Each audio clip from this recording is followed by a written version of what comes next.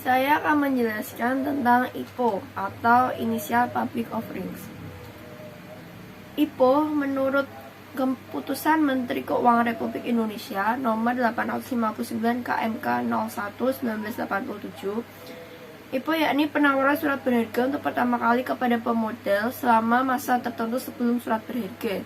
Sedangkan menurut UU Nomor 8 Tahun 1995 tentang pasar modal pasal 1 ayat 15, yakni IPO kegiatan penawaran yang dilakukan oleh emiten untuk menjual efek kepada masyarakat berdasarkan tata cara yang telah diatur dalam undang-undang tersebut dan peraturan pelaksanaannya. Yang kedua, saya akan menjelaskan tentang latar belakang IPO. Setiap perusahaan dapat menjual surat berharganya di BEC, baik dalam saham ataupun obligasi, melalui penawaran umum perdana yakni IPO itu di pasar primer. Selanjutnya, saham diperdagangkan di pasar sekunder setelah terdaftar di bursa. Oh ya, BEC itu adalah Bursa Efek Jakarta. Selanjutnya, tentang tujuan IPO. Ada 5 tujuan IPO. Yang pertama, mendapatkan dana murah. Yang kedua, kinerja keuangan perusahaan lebih baik. Yang ketiga, potensi pertumbuhan lebih cepat. Yang keempat, meningkatkan citra perusahaan. Yang kelima, meningkatkan nilai perusahaan secara keseluruhan. Sedangkan keuntungan IPO itu ada 8. Yang pertama, akses terhadap pendanaan di pasar saham. Yang kedua, tambahan kepercayaan untuk akses pinjaman. Yang ketiga, menumbuhkan profesionalisme. Yang keempat, meningkatkan image perusahaan. Yang kelima, likuiditas dan kemungkinan divestasi bagi pemegang saham sendiri yang menguntungkan. Pemegang saham pendiri yang menguntungkan. Yang keenam, menumbuhkan loyalitas perusahaan. Yang ketujuh, meningkatkan nilai perusahaan.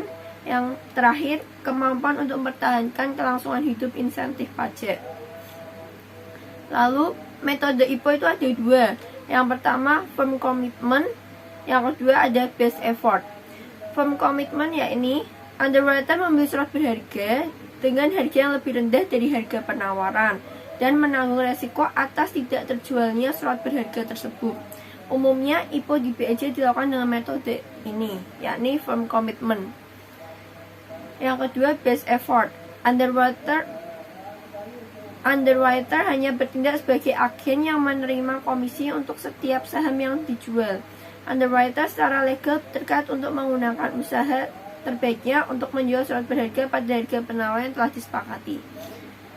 Kunci sukses IPO yakni ada 4. Yang pertama, informasi yang menarik tentang perusahaan. Yang kedua, strategi pemasaran yang efektif. Yang ketiga, struktur penawaran umum saham.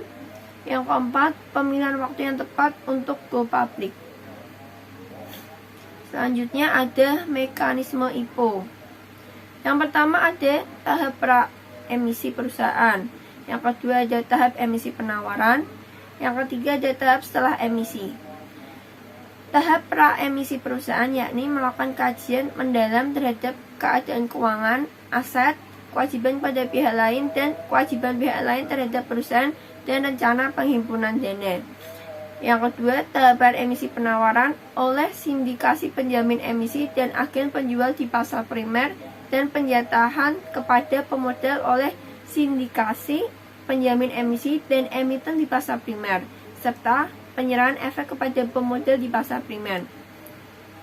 Yang ketiga ada tahap setelah emisi emiten berkewajiban untuk menyampaikan informasi, yakni laporan berkala, misalnya laporan tahunan dan laporan tengah tahunan, serta laporan kejadian penting dan relevan, misalnya akuisisi, pergantian direksi. Dana yang diperoleh dari penawaran perdana saham biasanya digunakan perusahaan untuk melakukan ekspansi, memperbaiki struktur permodalan atau divestasi. Namun, rata-rata motivasi utama perusahaan go public adalah memfasilitasi proses akuisisi. Ketika penawaran saham perdana dilakukan, investor potensial hanya menggunakan informasi yang terdapat dalam prospektus untuk menetapkan keputusan investasinya. Selanjutnya, saya akan menjelaskan tentang persiapan awal go public dan proses go publik dalam proses penawaran umum saham kepada publik dan pencatatan saham di Bursa Efek Indonesia. Persiapan awal go publik yang pertama yaitu pembentukan tim IPO internal. Proses go publik memerlukan proses yang meliputi beberapa aspek, sehingga pembentukan tim IPO yang kuat merupakan hal yang cukup penting. Persiapan yang kedua yaitu pertimbangan awal. Dipertimbangkan pada tahap-tahap awal berkaitan tentang berapa kisaran dana yang dibutuhkan perusahaan dari IPO, berapa persentase kepemilikan publik maksimal yang diinginkan, apakah terdapat ketentuan perizinan dalam peraturan, dan perjanjian atau hal-hal lainnya yang perlu ditindaklanjuti atau dilakukan amandemen sebelum IPO. Kemudian yang terakhir, apakah terdapat permasalahan signifikan dan apakah perusahaan perlu melakukan perubahan atas susunan direksi atau komisaris. Persiapan yang ketiga yaitu penunjukan profesional eksternal. Untuk membantu perusahaan dalam proses IPO, perusahaan perlu melakukan seleksi atas beberapa pihak sebagai berikut. Pihaknya yaitu 1. Penjamin emisi efek atau underwriter. Kemudian ada pihak akuntan publik, konsultan hukum, notaris, penilai, dan yang terakhir Biro Administrasi Efek. Persiapan yang keempat yaitu RUPS dan perubahan anggaran dasar. Dalam tahap persiapan ini, perusahaan mengadakan rapat umum pemegang saham untuk memperoleh persetujuan go publik dan melakukan beberapa perubahan anggaran dasar. Persiapan yang terakhir yaitu mempersiapkan dokumen.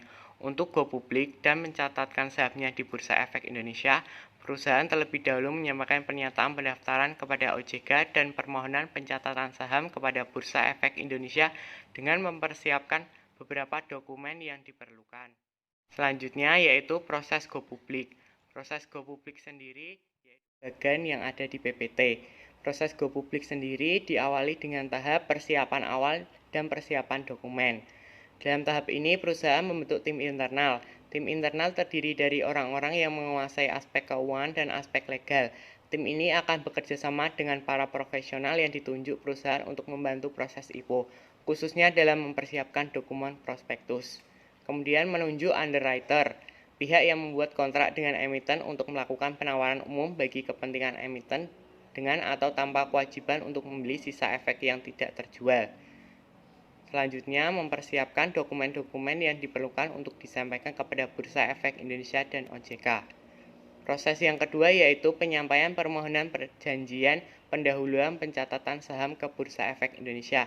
Dalam tahap ini, yaitu mengajukan permohonan untuk mencatatkan saham, dilengkapi dengan dokumen-dokumen yang dipersyaratkan antara lain profil perusahaan, laporan keuangan, opini hukum, proyeksi keuangan, dan lain-lain.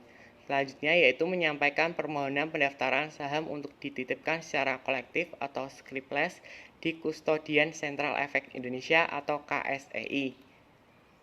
Apabila perusahaan telah memenuhi persyaratan yang ditentukan tadi, dalam waktu maksimal 10 hari bursa setelah dokumen lengkap, Bursa Efek Indonesia akan memberikan persetujuan prinsip berupa perjanjian pendahuluan pencatatan saham kepada perusahaan.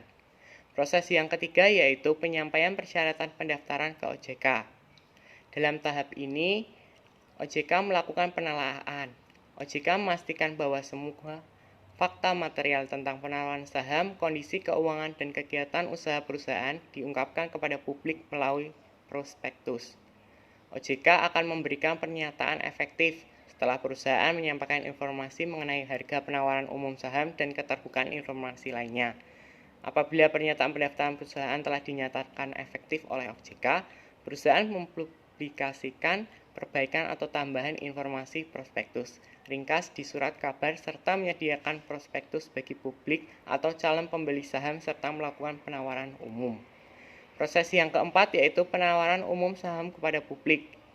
Dalam tahap penawaran ini, masa penawaran umum saham kepada publik dapat dilakukan selama 1-5 hari kerja. Dalam hal permintaan saham dari investor melebihi jumlah saham yang ditawarkan atau oversubscribe, maka perlu dilakukan penjatahan. Kemudian distribusi saham akan dilakukan kepada investor pembeli saham secara elektronik melalui KSEI atau tidak dalam bentuk sertifikat. Proses yang terakhir yaitu pencatatan dan saham di Bursa Efek Indonesia. Pada tahap ini, perusahaan menyampaikan permohonan pencatatan saham kepada bursa disertai dengan bukti surat bahwa pernyataan pendaftaran telah dinyatakan efektif oleh OJK, dokumen prospektus dan laporan komposisi pemegang saham perusahaan. Kemudian Bursa Efek Indonesia akan memberikan persetujuan dan mengumumkan pencatatan saham perusahaan dan kode saham atau ticker kode perusahaan untuk keperluan perdagangan saham di bursa. Setelah saham tercatat di bursa, investor akan dapat memperjualbelikan saham perusahaan kepada investor lain melalui broker atau perusahaan efek yang menjadi anggota bursa terdaftar di Bursa Efek Indonesia. Dalam proses go publik, ada beberapa konsekuensi yang harus dihadapi. Yang pertama yaitu berbagi kepemilikan. Dengan masuknya investor publik, pemegang saham pendiri tidak lagi memiliki perusahaan dengan kepemilikan sebesar 100% dan harus berbagi suara dalam rapat umum pemegang saham. Namun dengan demikian, pemegang saham pendiri tidak perlu khawatir kehilangan pengendalian atas perusahaan. Pemegang saham pendiri tetap dapat mempertahankan statusnya sebagai pemegang saham pengendali sepanjang kepemilikannya saham lebih dari 50% dari seluruh saham yang disetor penuh atau memiliki kemampuan untuk menentukan pengelolaan atau kebijaksanaan perusahaan terbuka. Konsekuensi yang kedua yaitu kewajiban mematuhi peraturan pasar modal yang berlaku. Otoritas Jasa Keuangan atau OJK dan Bursa Efek Indonesia memiliki aturan-aturan yang diterapkan untuk perusahaan yang sahamnya tercatat di bursa. Aturan tersebut antara lain terkait transparansi atau keterbukaan informasi untuk memastikan bahwa seluruh pemegang saham dapat memperoleh informasi yang diperlukan dalam membuat keputusan investasi. Materi selanjutnya yaitu investment banking. Bank investasi merupakan lembaga keuangan yang bekerja di bidang keuangan kelas tinggi dengan membantu perusahaan untuk mengakses pasar modal. Fungsi dari bank investasi sendiri yaitu bertindak sebagai perantara antara investor atau pemilik modal dan perusahaan yang membutuhkan modal untuk pertumbuhan bisnis. Bank investasi dibagi menjadi dua, yaitu dari sisi penjualan, biasanya mengacu pada penjualan saham IPO, Initial Public Offering yang baru dikeluarkan, kemudian menempatkan masalah obligasi baru, terlibat dalam layanan pembuatan pasar atau menjadi fasilitator transaksi klien. Dari sisi pembelian, berfungsi untuk mengatur dana pensiun, reksadana, dan hedge funds untuk memaksimalkan keuntungan dan perdagangan atau investasi di surat berharga seperti saham dan obligasi. Tipe layanan bank investasi yaitu A. Layanan front office investment, yaitu kantor depan biasanya terdiri dari perbankan investasi yang membantu perusahaan untuk kegiatan seperti merger dan akuisisi. 2. Manajemen investasi profesional. 3. Merchant banking. Dan 4. Laporan investasi dan riset pasar modal. B. Layanan middle office investment. Layanan investasi middle office mencakup kepatuhan terhadap peraturan pemerintah dan pembatasan untuk klien profesional seperti bank, perusahaan asuransi, dan divisi keuangan. C. Layanan back office investment.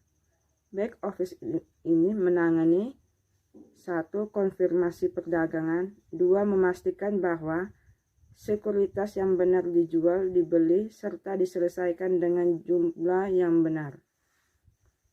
4. Menyediakan platform, perangkat lunak, dan teknologi yang memungkinkan pedagang untuk melakukan pekerjaan secara canggih dan profesional, membantu algoritma baru. Layanan penjaminan di bank investasi. Banker membantu perusahaan mendapatkan uang dengan memasarkan perusahaan pada investor. Adapun jenis-jenis penjaminan yaitu A. Komitmen tegas. Penjamin emisi atau kelompok peningkatan modal dan penjaminan yang bekerja antara investor dan perusahaan setuju untuk membeli seluruh saham dan tanggung jawab atas keuangan penuh setiap saham yang tidak dijual. B. Upaya terbaik. Penjamin emisi berkomitmen untuk menjual sebanyak mungkin saham dengan harga yang sudah disepakati, namun dapat mengembalikan saham yang tidak terjual pada penerbit tanpa tanggung jawab keuangan. C. All or none. Jika semua saham tidak dapat dijual dengan harga seperti dalam penawaran, maka kesepakatan bisa dibatalkan dan perusahaan penerbit tidak menerima apapun. Klien perbankan yaitu mencakup A. Pemerintah, B. Korporasi, dan C. Institusi. Kegiatan bank investasi. Pada umumnya, bank investasi akan terlihat dalam beberapa kegiatan berikut ini. A. Menaikkan model ekuitas, seperti membantu meluncurkan IPO atau menciptakan kelas khusus saham preferred yang dapat ditempatkan dengan investor canggih seperti perusahaan asuransi atau bank. B. Menaikkan modal hutang seperti menerbitkan obligasi untuk membantu mengumpulkan uang sebagai ekspansi pabrik. C. Mengasuransikan obligasi untuk meluncurkan produk terbaru. D.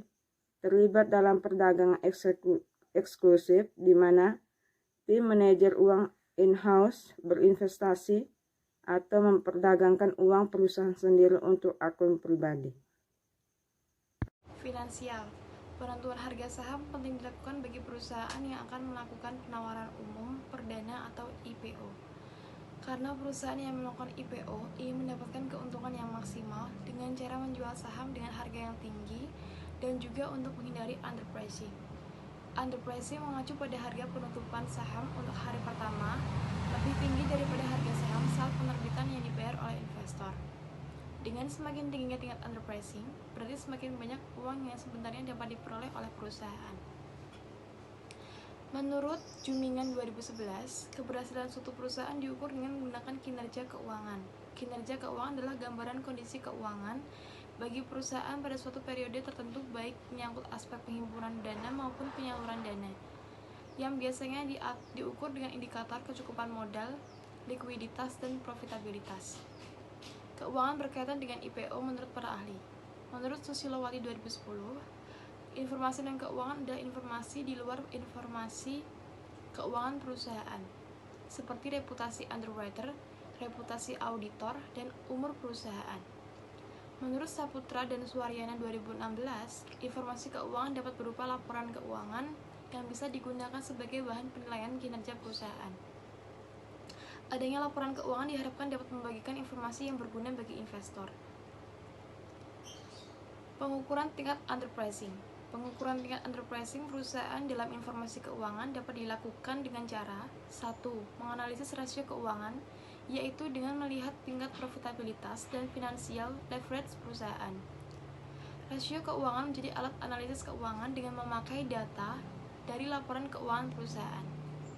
Perusahaan yang diwajibkan terus-menerus secara berkala melaporkan kegiatan atau transaksi yang material dan membuat laporan keuangan yang dilaporkan kepada Bapepam atau pemegang saham dan diterbitkan, serta informasi perusahaan dengan cara tetapi juga dituntut untuk meningkatkan kinerja keuangannya. Salah satunya dengan cara menganalisis rasio keuangan perusahaan dengan CR, TATO, DER, dan ROE. Rasio keuangan yang berguna untuk membantu mengevaluasi laporan keuangan suatu perusahaan terdiri atas 4 kategori menurut Brigham dan Houston 2014. Yang pertama, rasio likuiditas adalah rasio yang menunjukkan kemampuan perusahaan dalam memenuhi utang yang telah jatuh tempo. Rasio likuiditas diwakili oleh current ratio dalam menganalisis perbedaan kinerja keuangan sebelum dan sesudah IPO. Rasio perputaran aktiva atau total asset turnover adalah rasio yang mengukur keefektifan perusahaan dalam mengelola aktivanya. Rasio aktivitas diproyeksi dengan total asset turnover rasio dalam menganalisis perbedaan kinerja keuangan sebelum dan sesudah IPO. Yang ketiga adalah rasio leverage, adalah rasio yang mengukur nilai besaran perusahaan dibiayai dengan utang dan kemungkinan tidak terpenuhinya utang perusahaan. Rasio leverage diukur dengan berdasarkan debt to equity ratio dalam menganalisis perbedaan kinerja keuangan sebelum dan sesudah IPO. Yang keempat ada rasio profitabilitas. Adalah rasio yang memperlihatkan pengaruh gabungan dari likuiditas, manajemen aktiva, dan manajemen utang terhadap hasil operasi perusahaan. Rasio profitabilitas diproyeksi dengan return on equity ratio dalam menganalisis perbedaan kinerja keuangan sebelum dan sesudah IPO. Sekian, terima kasih.